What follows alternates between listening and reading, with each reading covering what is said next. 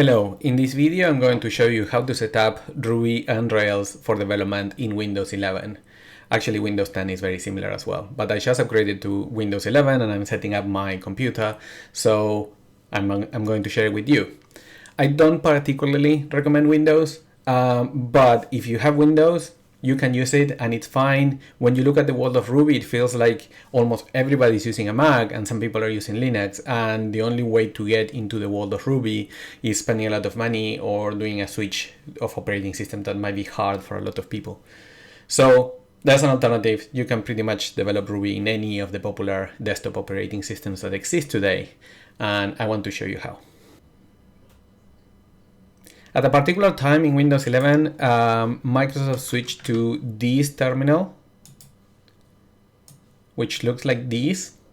If you're seeing the old CMD prompt that apparently cannot even run, there's a way to install this terminal both in Windows 11 and Windows 10. This terminal is so much better. We're going to be using it a little bit. The way that you know that you're using the modern terminal is because it has tabs. The other one doesn't have tabs. There's many other differences, and installing it is very easy. You just search for Windows Terminal and then go see it in the store. And here you would have a button to install it. So once we have the terminal up and running, the first thing that we need to do, because the reality is, yes, Ruby natively in Windows doesn't work very well. But since Windows 10, we can run something called Windows Subsystem for Linux, which allows us to run a Linux inside Windows that runs very well, where you can install Ruby, and then it's pretty much the same way as you would in any Linux. And the way you install it is simply by running this command, WSL, Windows Subsystem for Linux, install. And it's asking me to approve. Yes, approved. It's an administrator. And now we just need to wait.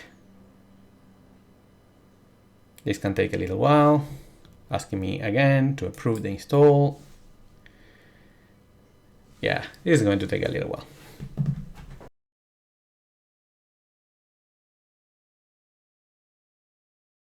It finished. And unfortunately, I need to reboot, so I'll be right back. And we're back from rebooting. As soon as I opened the terminal, it showed me this, or it opened by itself. I am not entirely sure.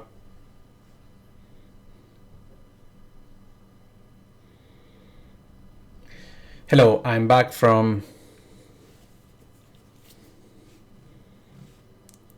I finished rebooting, and when I opened the terminal, it showed me this. So it finished installing Ubuntu, and now it's asking me for the Unix username. So inside Ubuntu, there's going to be different users, the same as you have in Windows.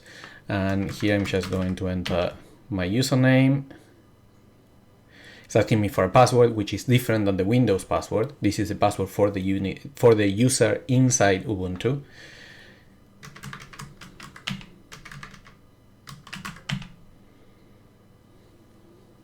And with that, the installation is done, and you can see that this is an Ubuntu that is running a particular kernel because it's running on this Windows Subsystem for Linux. So the kernel says Microsoft Standard WSL 2.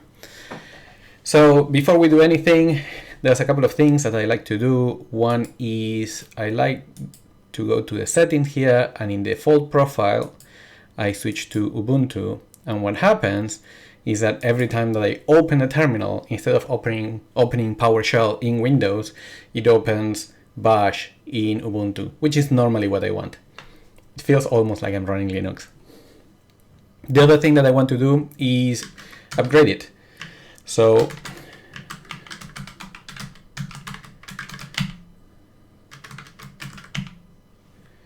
we're updating the list of packages. Good, and now we are going to upgrade all of the packages that could be upgraded. Here we have the list.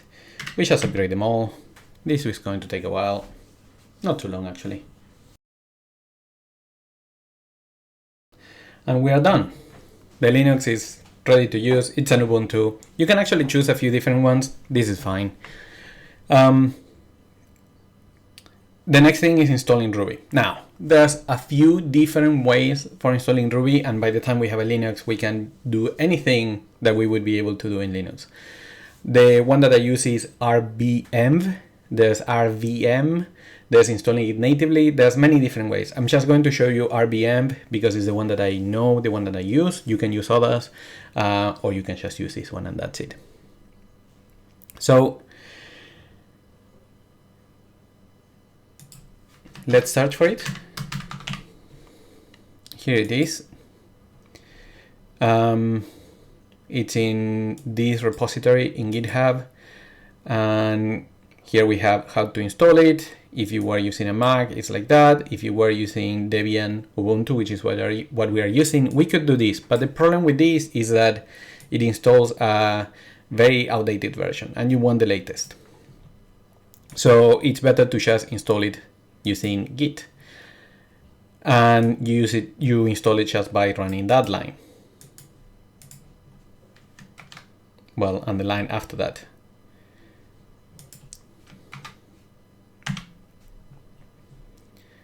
Done. And now we need to run this one. And it's done.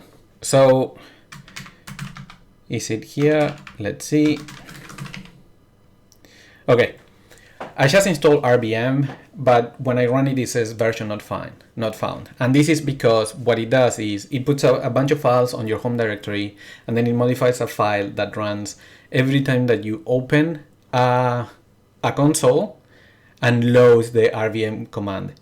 Because when I open this console, it was not running, I don't have it. But all that I have to do is open a new one. And I went to Windows PowerShell. I want an Ubuntu. Did I not set default profile? Oh, I did not save it. There we go. So now when I open a new one, it's Ubuntu. Perfect. So now here we should have, perfect. RVM is installed. Now, RVM allows you to switch between different versions of Ruby. This is useful if you are developing multiple applications that have different versions.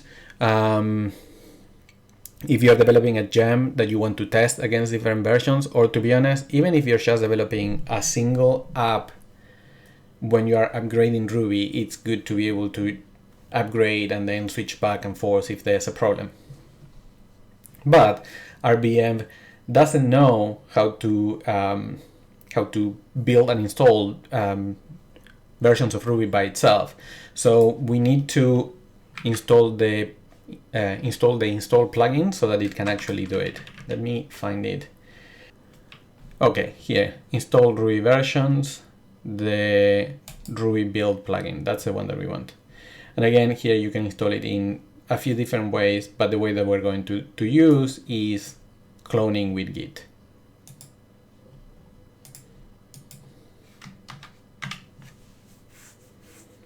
And once we have that, we can try to install a version. Let me see, I'm trying to remember.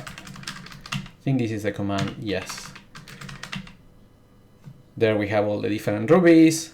You can see all the different versions that it has. Actually, that's a short list. There's a very long list. But what we want to install is 3.3.3, which is the latest.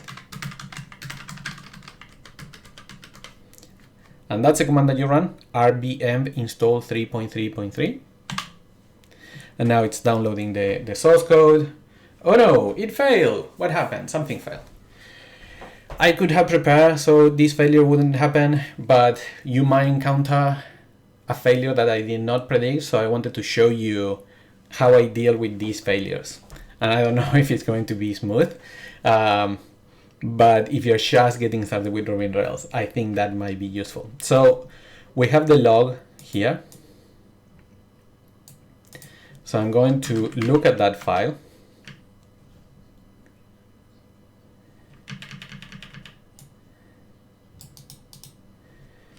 With the command less, which allows you to see a file. and no C compiler found. Ruby is, well, this version of Ruby is written in C, so it needs a C compiler, right? And I don't have one installed because I didn't install one, but that's easy. When installing a compiler, there's going to be a lot of different packages to install, but thankfully, there's a single package that I can install in Ubuntu called build essential that brings all of those packages necessary to compile C applications into one single command like this. See, all of these different packages. I would have to run commands to install all of them, but I don't have to. I can just install the build essentials. Now, the build essentials is not everything else that we're going to need, and I do have a little list here, like I'm cheating a little bit, but I might find other things that are unexpected, because unexpected things happen. Okay, now that is installed, let's try to build again and see what happens. Okay, I think it already got farther than before, but it failed again. Okay. Same thing, we look at the logs.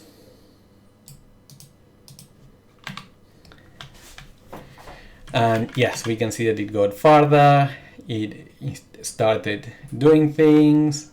And the way that we do this is we just go to the bottom.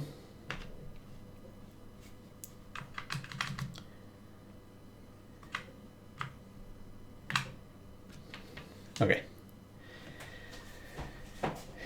And what we can see here, so here's the error. The error is it tried to, there's a program that tried to include the zlib.h file and it couldn't find it. So there's a library that provides this file that is not present, and it doesn't need just this file, it needs the whole library. But the thing that's causing the error is the lack of this file. Now, I have in my cheat sheet here what is the library, but I just want to show you that this is what I would do. This is why people say just Google. And okay, so it's called libsetdev, and we just need to run that command to install it. That command looks good. Let's install it and run the build again.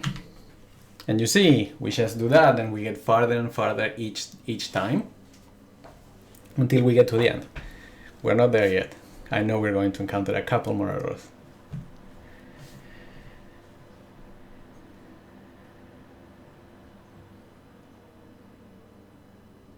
Okay, we got farther than before. First we built the OpenSSL library, and now it's building Ruby itself. Ruby itself is a bigger package. I think it's going to take longer. Actually, I don't know.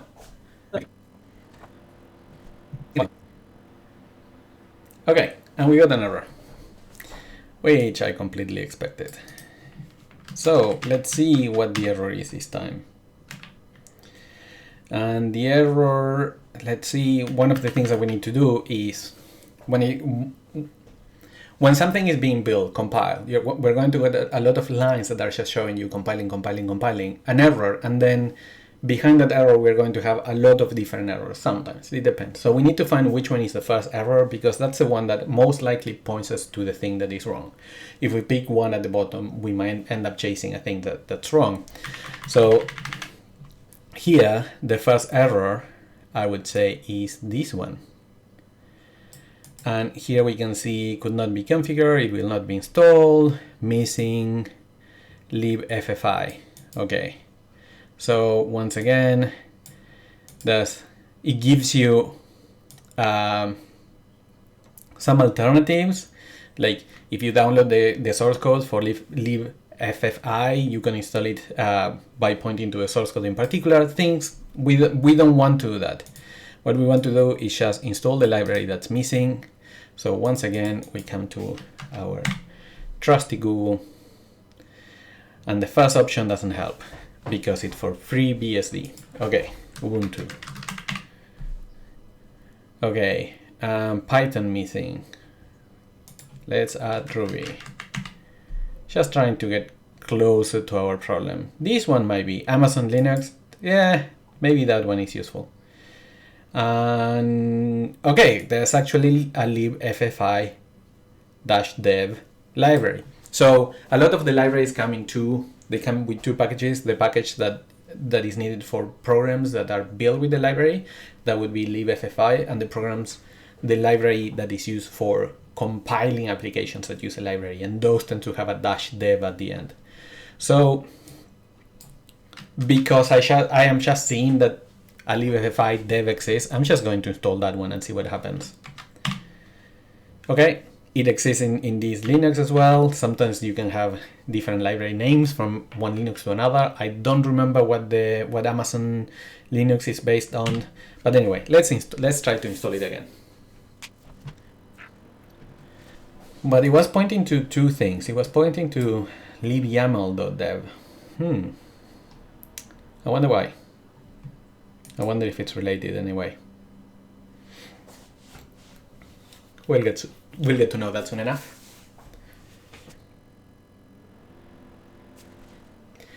Once we have all of these packages installed, when we install new Rubies, it's just going to use the same packages. Mostly requires the same one, so that wouldn't be a problem.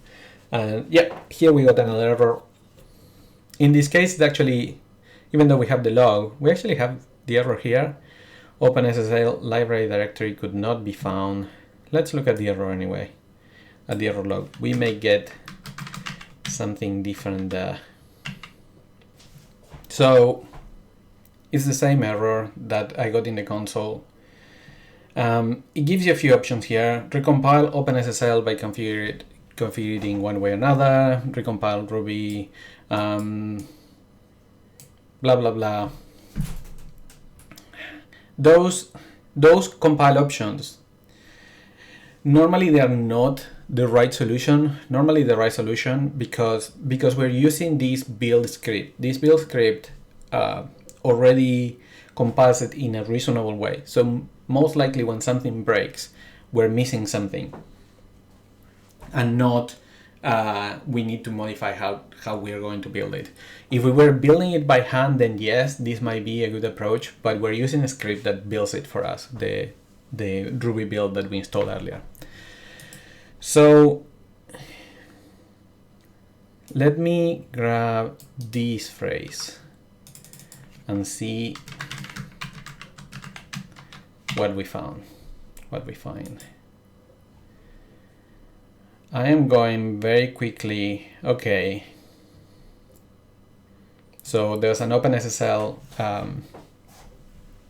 package that we could install, but this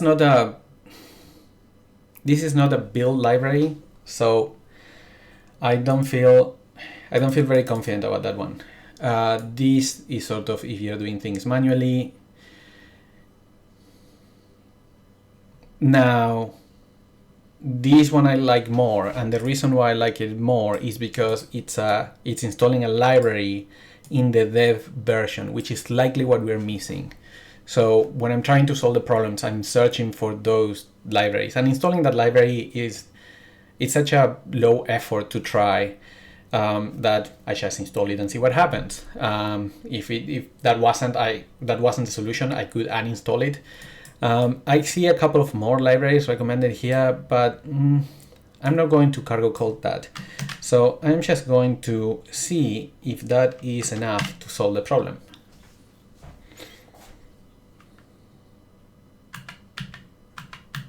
And we rebuild. I feel we're getting close. Maybe this time. Yes, I do have a cheat sheet, but yes, I did go through all of these in another computer yesterday. So I know what's going to happen. A little bit. Sometimes you get things working a bit differently. Maybe a version change here and there. So I could be surprised. Okay, another error. It's getting a bit tedious, right? Oops. Let's see what this error is.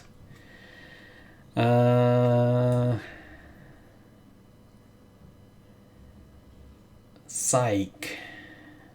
Psych rings a bell. I can't remember what Psych is. Okay, so is that the file server? Yeah, all of that seems, yeah, that's fine.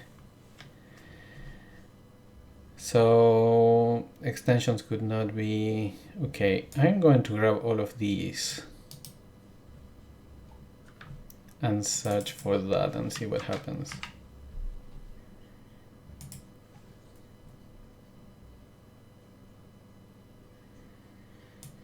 Okay, there's a brew command here that is for Mac, but it is pointing to libyaml. So Psych maybe is a wrapper for YAML. I honestly can't remember, but it does ring a bell. And here we have the same command. This would be on a Mac. This would be on Ubuntu. So, oh, hold on. Didn't we have that one in Amazon Linux? The libyaml? Okay. We're not following exactly the path that I prepare. So I'm a bit surprised. I'm just going to install it and see what happens. Come on, work this time. This video is getting a bit long.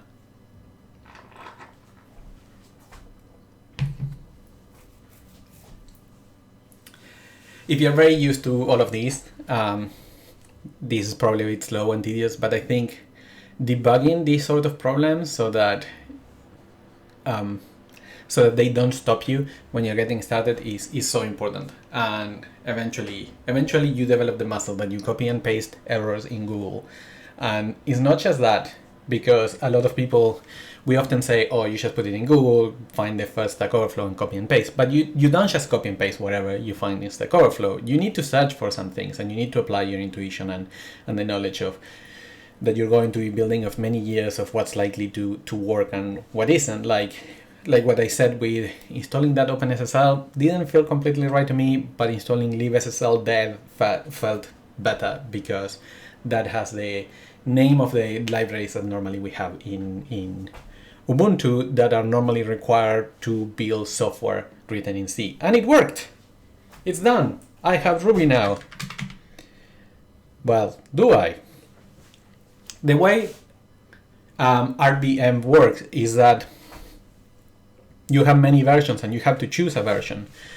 So if you do versions, I think there we can see that one is installed, and we can choose that one by doing this. Oh no, sorry, we make it global by doing this, and now it is the global Ruby. So if I do Ruby minus version, we can see that is that version of Ruby that we're using. And if I open a new console, yep, Ruby is installed and working. Perfect, we're done. So now we need to install Rails, right?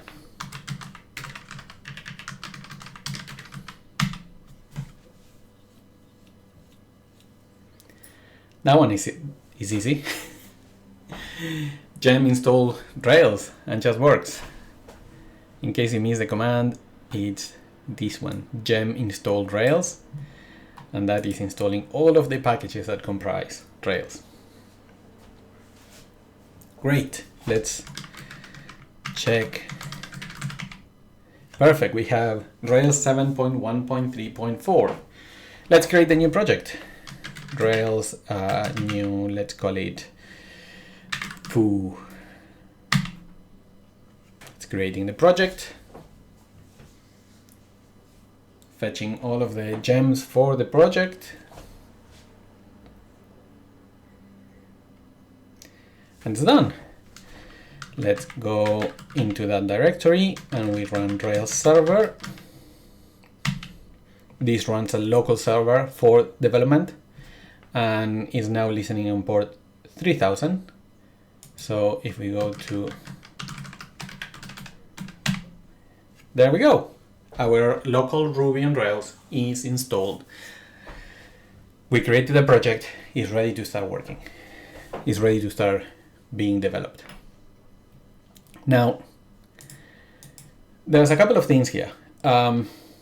This project is using SQLite, which a few people like, but I prefer to use PostgreSQL for my projects. So I am going to,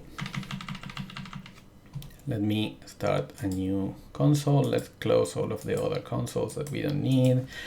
Let's create a new project. Let's call it FooPG. And we're going to tell it that we're going to use the database PostgreSQL. And if you want to use MySQL, I'll cover that in a moment as well. PostgreSQL is the one that is my favorite. I have my reasons, but it doesn't matter. You can use whatever you want.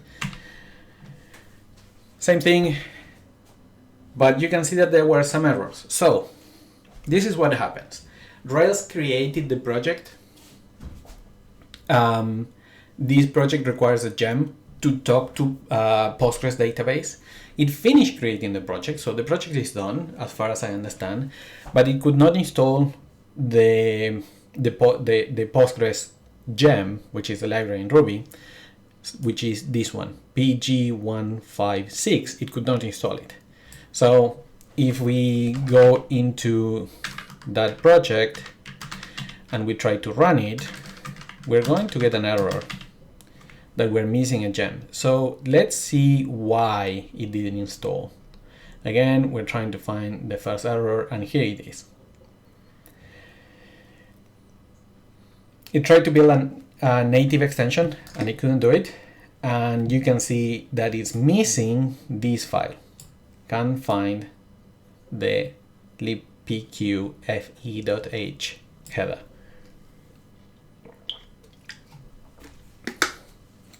Same thing, this comes with a library. This is the library written in C for programs that want to talk to PostgreSQL. We're missing the library, we just need to install the library. Now here, they're nice and they give you like some potential solutions. So these are all different package managers. And the first one, apt, is the one that Ubuntu uses.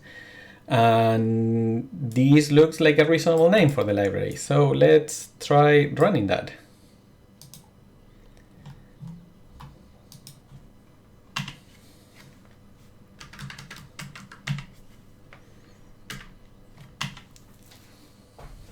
Oh, that was quick. Okay, now it installed the C library that is needed to build the gem. Now we need to run bundle. Bundle is a command that grabs the list of all of the gems that the Ruby on Rails project requires and installs them.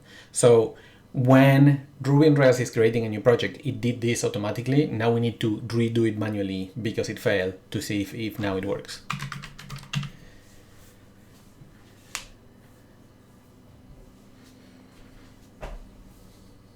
And it worked, right? So now we can run it, and it's running, and let's test to see if it works, and it doesn't, because we don't have a PostgreSQL database that it connects to. We'll come back to this in a moment. Let's talk about MySQL. So we're going to run exactly the same command. Well, mostly the same command. We're going to create a project with a different name, FooMy, and we're going to connect to MySQL. I just guessed that MySQL was the right name for the database. And now you can see pretty much the same error. It created the project. It could not build the MySQL gem, most likely because it's missing a native library that we need to install before we can build it. I imagine by now you're getting used to this. These errors are very similar. And here we have MySQL client is missing. You may need to run these or these or these. Now, there's two here. There's this one sounds correct and this one sounds correct. Now, MariaDB, as far as I understand, is a fork of MySQL that was done in response to Oracle acquiring MySQL some time ago. I think they're very similar. I don't use MySQL a lot, so I am not familiar enough with MariaDB. I have never used it, me personally, so I'm just going to install this one.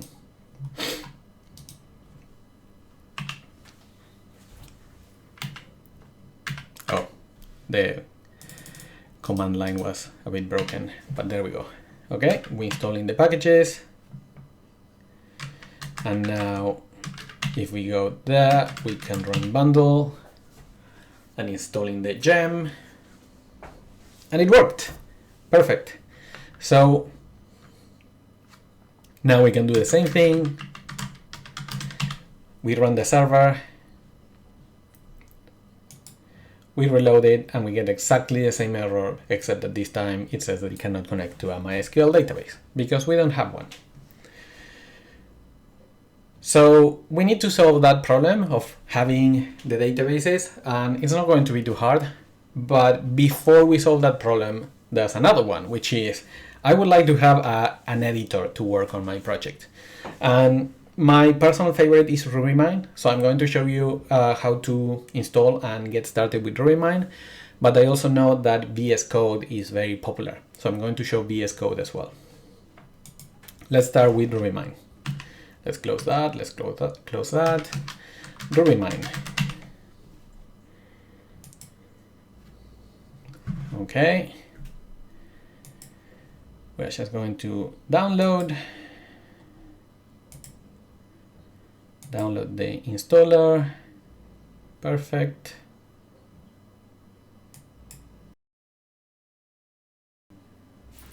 While we wait, let's also download VS Code so that we don't have to wait later on.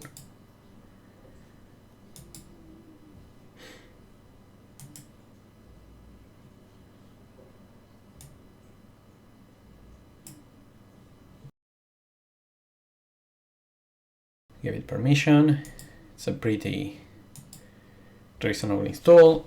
Now I don't want a desktop shortcut. I do want the bin folder to add the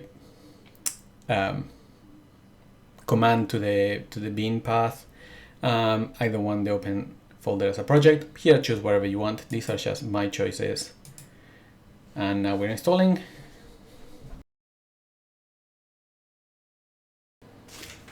Okay. Yes, we'll reboot later. Let's run RubyMine.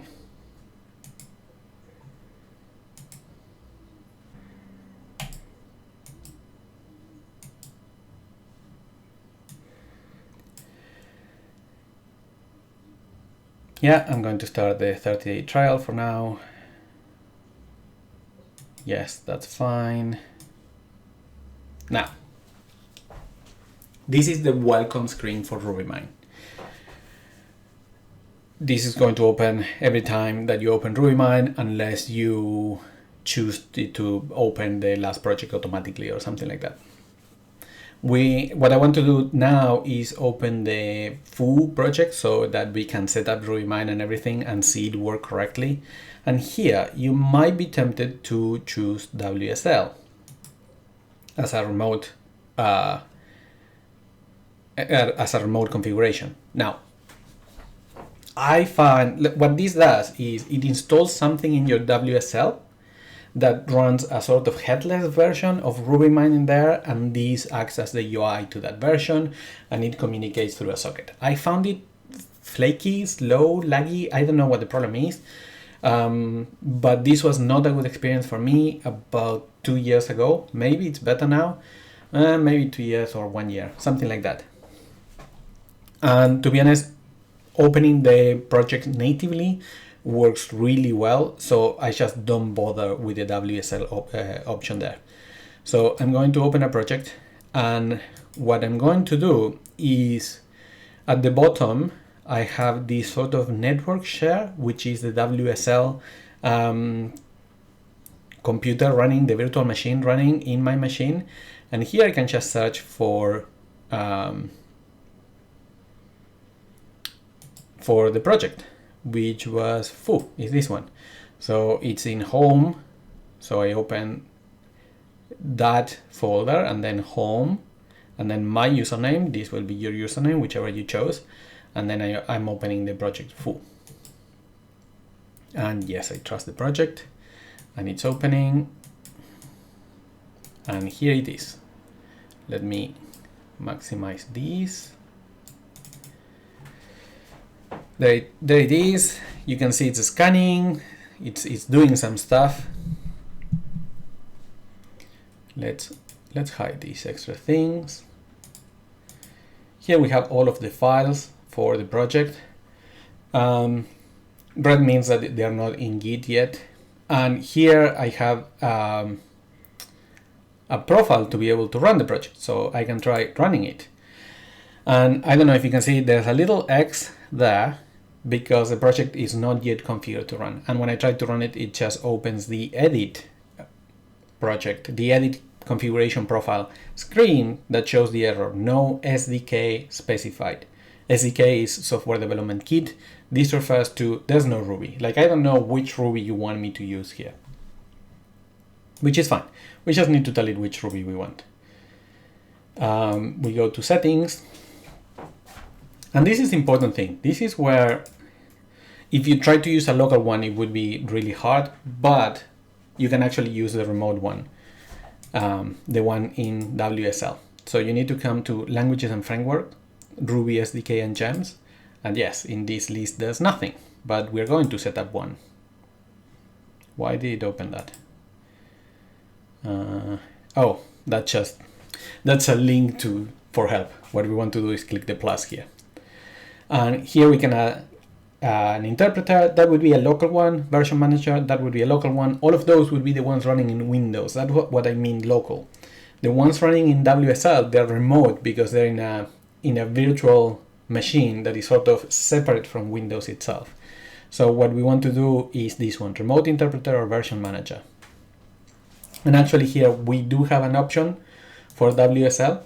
Here you would see the list of all of your virtual machines that you have installed in WSL. In this case, I have only one, which is Ubuntu. And here we can point to a Ruby or a version manager. And remember that we install a version manager. We install rbenv. So let's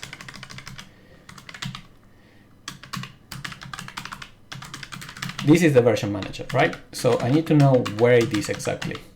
And that's the path where it is. I need to copy this path, come here, and put it there. And look, now it's asking me which version of Ruby, because I pointed to a version manager. That version manager will have many different versions. And RubyMine knows how to get the list and choose the one and choose one. So if you install more than one, here you would have all of them. So 3.3.3, that's the one that I want. Perfect, is there. Now, this is a bit odd. I just added it. Now I need to select it for this project, which is just clicking there. I find that a little bit not very intuitive. It can take you a while to notice that you just need to click that thing. Anyway, now it's selected for the current project. Okay, and you can see that it's doing stuff. It is looking at all of the gems and it's indexing it so that it will allow you to easily jump through the source code, debug, do a bunch of things, which I really like. And now, if you look at this profile here, it no longer has the little cross there. I know it was tiny, but now I can press the run button and it runs. And let's close these. And there it is. It's working. Same as running it from the console, but I mean, it is a console. And actually, if you open a terminal here, it will open in WSL. I think it somewhat detects that the project is located in WSL. So when you open the console, you will want a bash in WSL and not PowerShell. Now, let's stop this project and let's install VSCode. So I already downloaded it. It's here. Now, I don't normally use VSCode. I'm just going to try to show it to you. Let's see how far I get. I have a little bit of a cheat sheet. I did do this once, but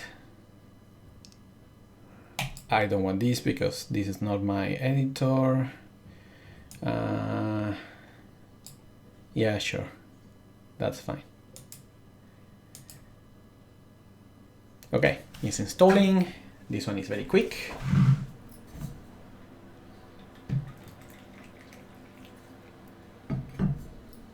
Yes, let's start it.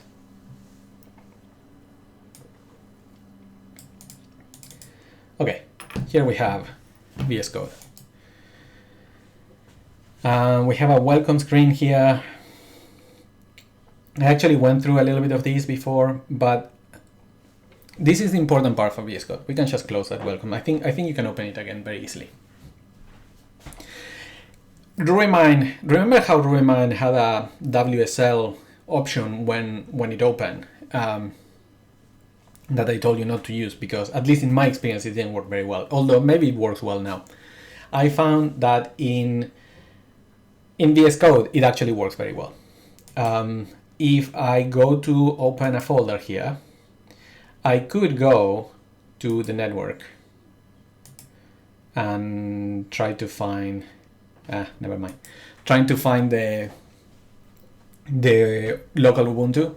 But the important thing about VS Code is clicking on this button on the bottom left that says Open Remote Window. And here you can choose whether you want tunnel, SSH container, dev container, blah, blah, blah. And what we want is WSL. When we choose WSL, now it's installing an extension to be able to do that. It's, as you can see, downloading something, installing it, it started, and it looks like nothing happened, except that if you look at the bottom left, now it says WSL Ubuntu. And if we go to open folder now, you can see that this dialog is completely different. And you can see that it's pointing to /home/my username, and it's directly showing you where the projects are. It's almost like if you're running this VS Code inside your Ubuntu. We can open that folder. Yes, I trust the author of these most of the time. It has some syntax highlighting already, and this is sort of as far as I can get with VS Code, because, for example, we can open a console to run it. I forgot how to open a console. Terminal, new terminal. Yes, we could use a terminal here, and this would be the same as I did earlier to run it in the terminal. Oh, that's neat. I like that. It detected that that I just ran something here that we could open in a browser. When it comes to good support for Ruby and Rails and running things and debugging, the way VS Code works is through plugins. So if we look at here, the only plugin that I have installed is WSL, which it installed when I switched to WSL. And we could search for others like Ruby and Rails. But see, there's many Rails, and I tried to use VS Code some time ago, and different plugins do different things, and I found myself wanting things from different plugins, but then they have overlapping functionality. The same thing with Ruby. You can see that there's more than one Ruby plugin, and I never could have an environment that I was enjoying working with VS Code. So because of that, I'm not going to recommend that you install one plugin or another. I'm sure there's many other videos out there on how to set it up, and it would be the same in Mac or Windows. I think the plugins work pretty much everywhere the same. So with that, I'm going to finish with VS Code. I just wanted to show that it's a possibility and that you should switch to the WSL Ubuntu because it works really well. I really like it. I'm going back to RubyMine just because it's what I'm used to, what I'm comfortable with. but you can use whatever you want. Let's open a different project. Let's open this one, which is the one that was connected, well, the one that tried to connect to Postgres.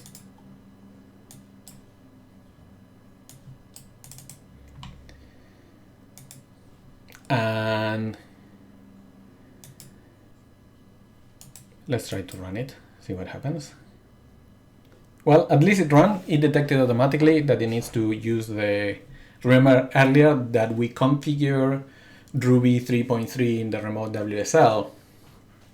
That configuration was global, but telling it that it should use the version 3.3 was only for that specific project, which was foo. And somehow now it detected that there's a Ruby there, and it tried to use it, and it worked. And obviously, if now I try to access it, I'm going to get exactly the same error.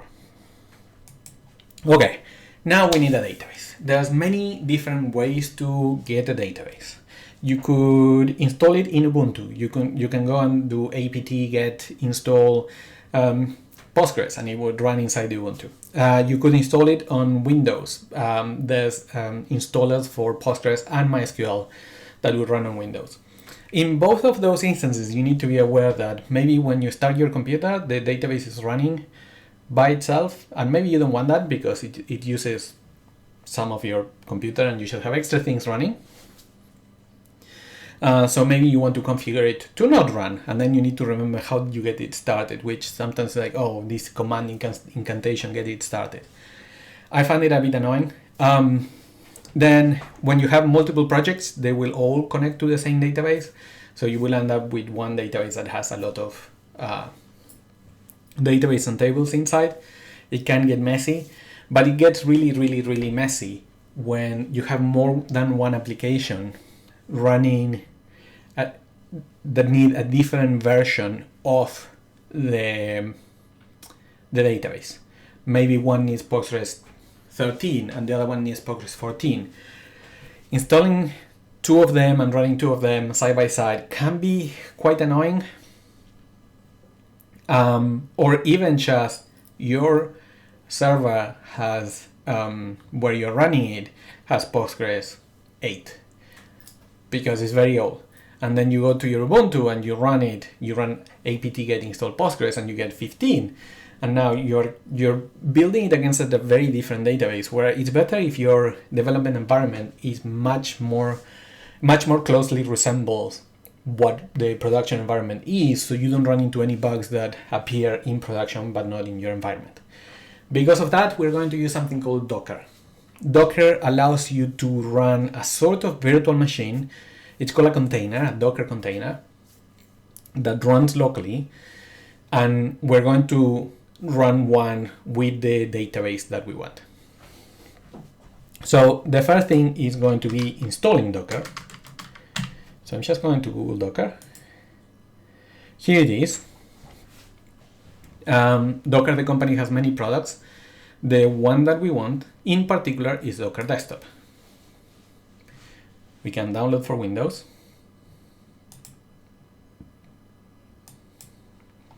Now be aware that Docker is not free except in certain circumstances. If you're using it on your own machine for your own hobby projects, for learning, that sort of things, then it is free. But if it's within an organization that has more than 250 employees or makes them more than $10 million a year, my light just fell off. I'm going to put it back up.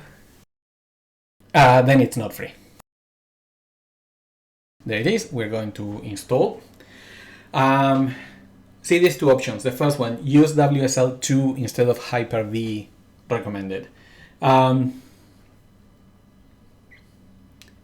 are using WSL 2. WSL 1 was in Windows 10. Even in Windows 10, you could switch to WSL 2. WSL 2 works so much better. One of the things that it does that WSL 1 couldn't do is run Docker. Hyper-V is I think it's a native virtualization system. So if you were going to run Windows containers, I think you want to choose Hyper-V. But if you want to run Linux containers, you want to use WSL2. Most of the time, you're going to run Linux containers. I know of a few cases where people are running Windows containers, but it's very rare. And then, no, I don't want shortcuts on my desktops. I never want shortcuts on my desktops. I like my desktop blank, with nothing in it, minimalistically. If you run into any trouble, leave a comment. I'll try to address it. And oh, look, I have to restart. So I guess I'll be back. And we're back. So as soon as I logged in, I got this screen. Yeah, I'm happy with the terms. I accept. And now Docker is starting. Docker might be configured automatically to start when you log in. You can change that. I normally change it because I don't have it running all the time. I only run it when I need it.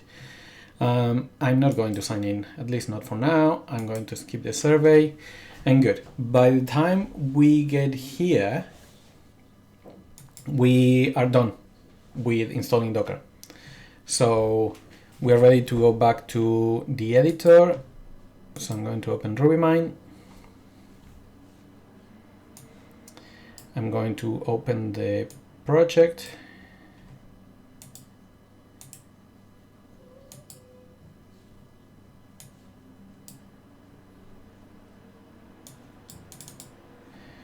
Cool.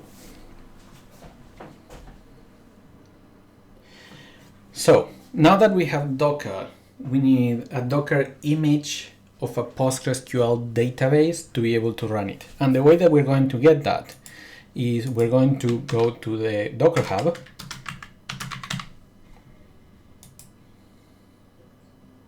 This is the Docker Hub, hub.docker.com, and we're going to search for Postgres. Great. There's a bunch of things, but the first one, you can see it has an extra icon. This is the official Docker image produced by the Postgres organization.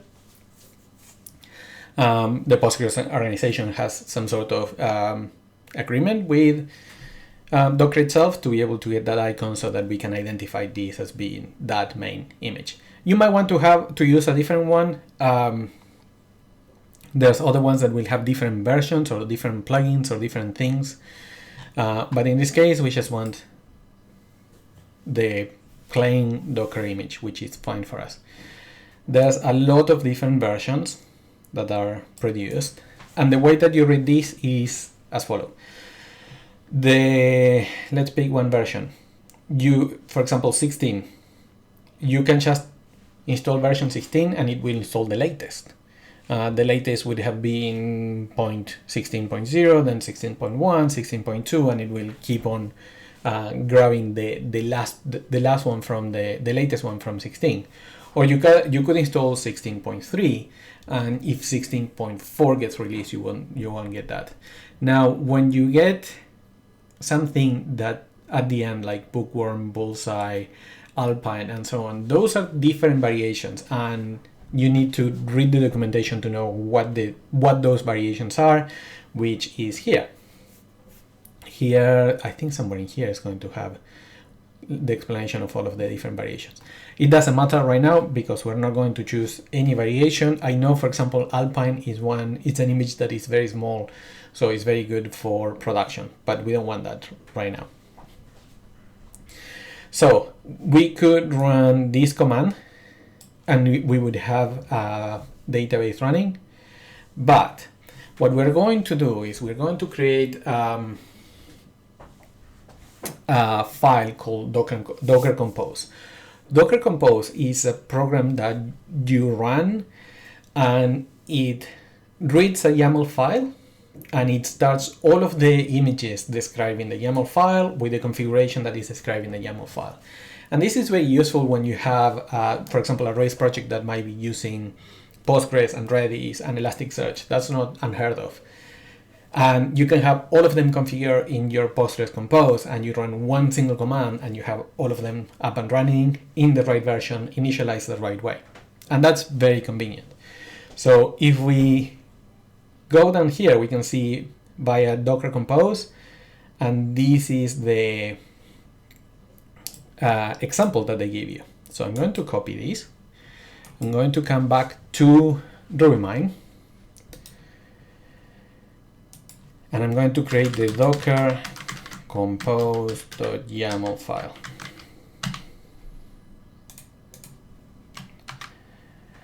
So great. Now I don't want to run this as is. I want to change a few things. First, let's get rid of some comments here. I think adminer is a sort of UI for administrating or something like that, administrating the Postgres database. I'm not going to run it. Let's get rid of all of these. I guess that's how much RAM you give it. The restart, as always, I'm not sure what it is, but I guess we could look at the documentation. Great. So I'm going to rename this Postgres because you call it DB and then another DB gets added and then it's called DB2 and then you don't know which one is which. So let's call it Postgres. Postgres is going to open a port, but that port is open inside the container and we want to expose it outside the container. The way we do that is by specifying the list of ports that need to be exposed outside the container. So here I'm saying the port 5432. It's not one, it's two. The port 5432 inside the container is going to expose as port 5432 outside the container. If you were going to run more than one Postgres database because you're going to run different versions, you would have to choose different ports outside the container, but inside the container it would always be 5432, which is the port that Postgres opens by default, unless you change it, of course. Now, the container is a virtual, we have an image that runs and turns into a container when it's running, and when we turn it off, it disappears. Everything that was in there gets lost, and we don't want that. We want the data to be persistent so that the next time that we start our computer and we get to code, we have all of the data that we put there the previous time. So we need to add a line where we're going to make it share a directory inside the application as the directory where Postgres puts the data, so that when we remove the running container, that directory remains. I'm not sure if that is clear. Let me show you in a moment.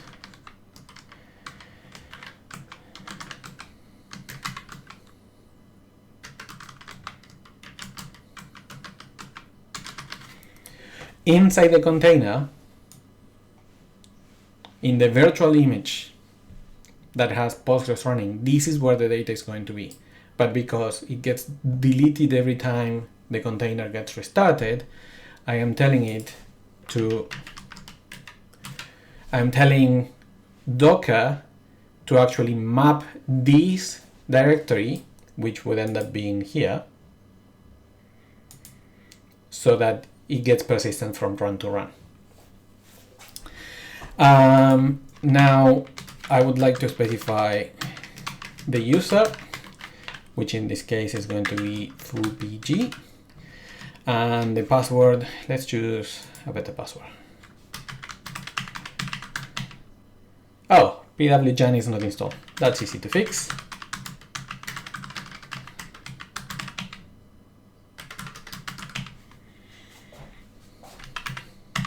Cool. So this is the password. Now, this is only running locally, like it cannot be accessed by anybody else. I still like using random passwords. Cool, and this is all we need. And actually RubyMine has support for Docker Compose. You can see the arrow here. So I could run just Postgres, or I could run all of the services, and I'm going to run all of the services.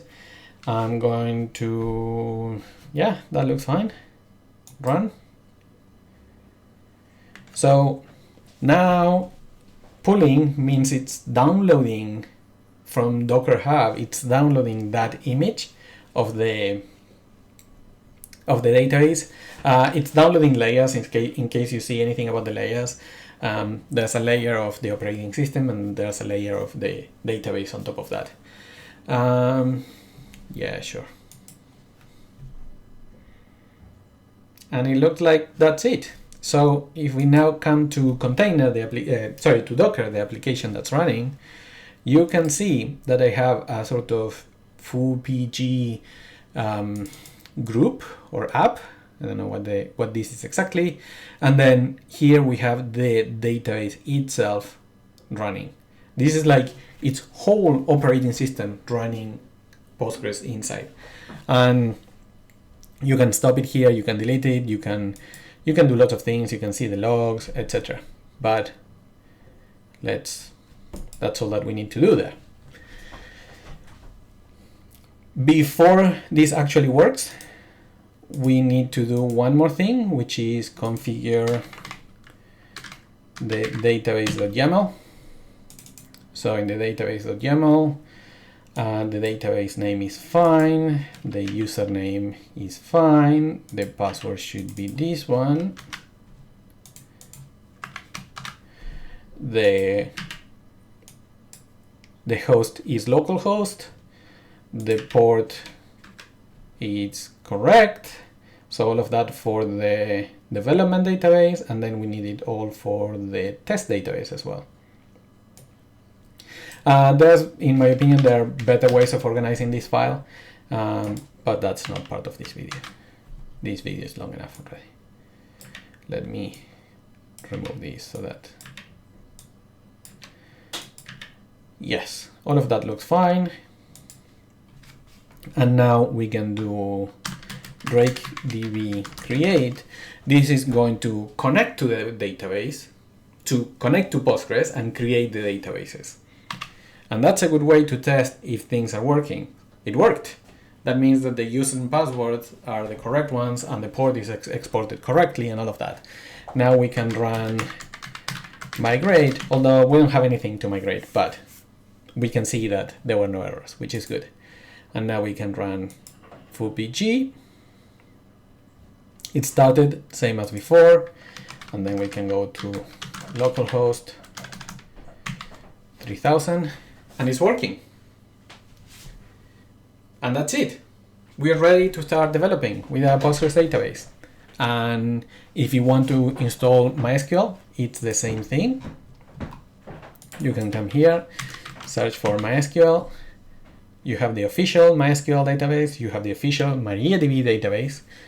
You have the official Percona database. Which one to choose? That's beyond this video. But if we go inside, you're also going to see via Docker Compose and all of the attributes for that. And here you're also going to have, same as with Postgres, you're going to have all of these environment variables that configure how the database runs, which is what we just put here. The Postgres has that as well. I don't think I showed that very clearly, but that's it. Now we have everything that's required to develop a Ruby on Rails application in Windows. If you have any questions, if something didn't work, please leave a comment. Other than that, thank you for watching this very long video. Bye-bye.